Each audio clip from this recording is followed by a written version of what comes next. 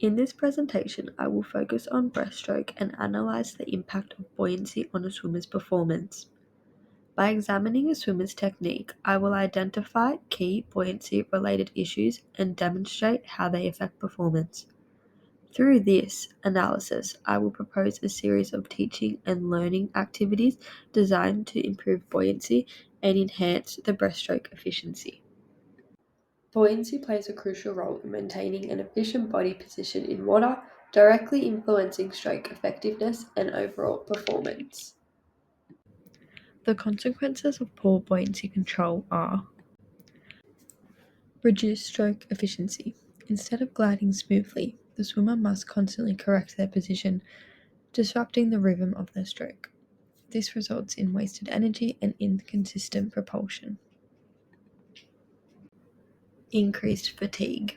Overcompensating for poor buoyancy places extra strain on the pectoral muscles, deltoids, quadriceps, and core stabilizers, leading to early fatigue and decreased power output as the race or training session progresses. Higher risks of technical errors. Poor buoyancy can throw off timing and coordination between the arm pull and leg kick, reducing the effectiveness of each stroke cycle and increasing the likelihood of disqualification in competitive swimming due to improper form. Impact on speed. Optimal buoyancy minimizes frontal resistance by keeping the body in a horizontal streamlined position.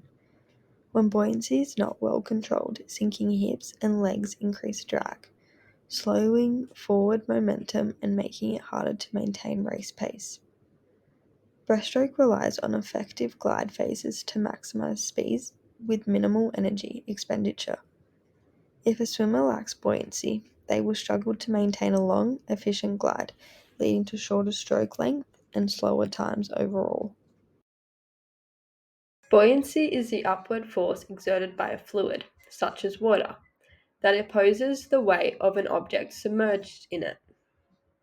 In swimming, buoyancy helps keep the body afloat and reduces the amount of effort needed to stay at the water's surface.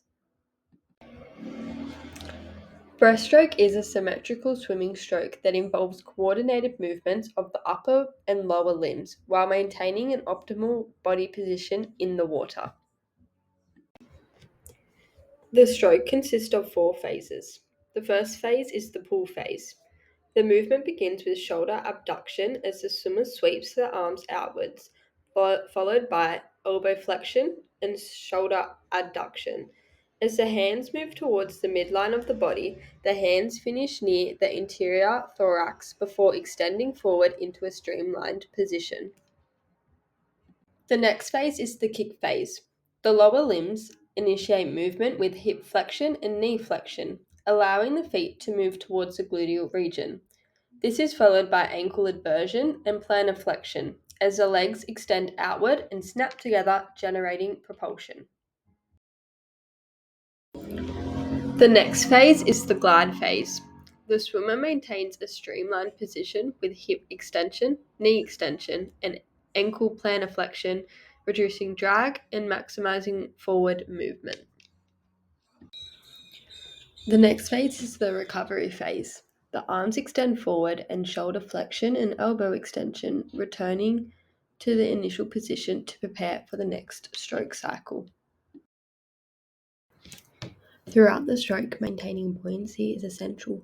Proper thoracic expansion and core engagement help keep the swimmer's center of mass aligned with the water's surface, minimizing drag and improving stroke efficiency. In these videos, you can see the swimmer's buoyancy issues primarily stem from an upright body position and sinking hips and legs. These factors increase drag and reduce efficiency in breaststroke.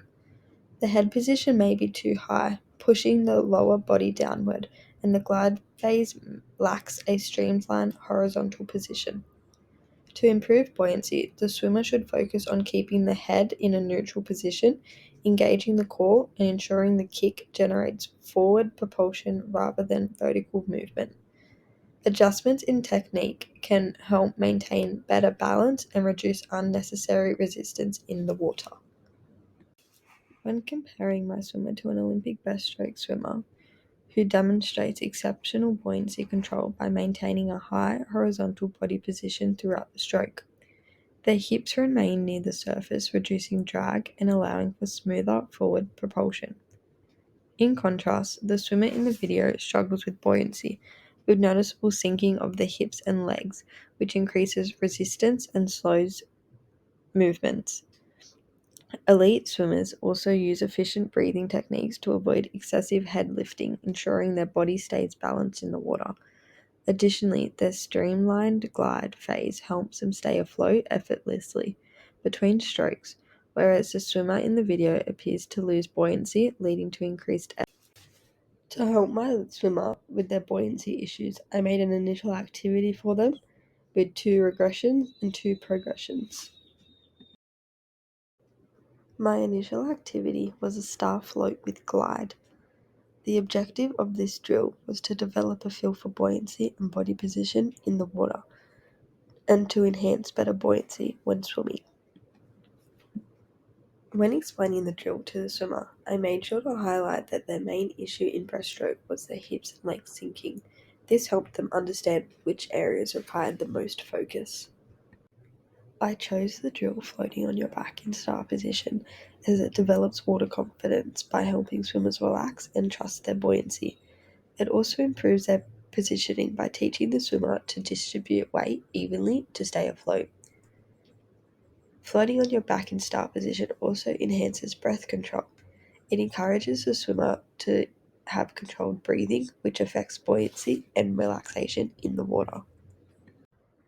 I chose to add the kick off the wall into this drill as it teaches streamlining, which helps the swimmers experience the feeling of a horizontal streamlined body position, reducing drag. It also enhances body awareness, allowing the swimmer to feel how their body naturally moves through water when fully extended. The drill also encourages core engagement. This helps develop the core muscles needed to maintain buoyancy and balance. My first regression is assisted back float with core engagement. Its impact on buoyancy in breaststroke as it improves body awareness, strengthens core muscles, enhances relaxation and breath control, and reinforces efficient body positioning. It is a regression of the initial skill chosen as it provides more support and stability. It's a gradual progression, less pressure on coordination, and it has easier breath control. My next choice of regression was a kickboard assisted front float. This reduces difficulty by providing extra buoyancy and allowing them to focus on keeping their lower body from sinking. First progression is designed to help the swimmer concentrate on maintaining proper body position, specifically preventing their hips and legs from sinking, without the added complexity of focusing on the leg movement itself. By isolating this key element, the swimmer can pay attention to body alignment and buoyancy. Additionally, the push-off from the warp provides the swimmer with the momentum to begin the drill, ensuring they are in the correct starting position. This momentum helps them establish the right body posture early, which is crucial for effective breaststroke technique. The swimmer can then gradually build up on this foundation, transitioning to incorporating leg movement once they have mastered maintaining proper body position. This progression is similar to the previous one, except the swimmer starts from a standing position. This requires them to find their buoyancy level on their own, as they must initiate the stroke while maintaining proper buoyancy. Without the initial momentum boost, this challenge forces them to focus on maintaining proper body position throughout the entire movement cycle. This progression promotes better awareness of body alignment and forces the swimmer to actively engage in controlling their position in the water from the start. It also encourages a more controlled and deliberate stroke technique. These drills focus on improving buoyancy and breaststroke technique by developing body awareness, core engagement, and streamline efficiency. Starting with basic float positions and progressing to more challenging strokes, swimmers learn to maintain proper body alignment and minimize drag. Repetitive practice is crucial as it reinforces muscle memory, improves buoyancy control and strengthens the skills necessary for an effective and efficient breaststroke. Consistent practice ensures that the swimmers can perform these movements naturally, making buoyancy and stroke technique second nature in their swimming routine. This gradual progression allows for steady improvement and greater overall performance.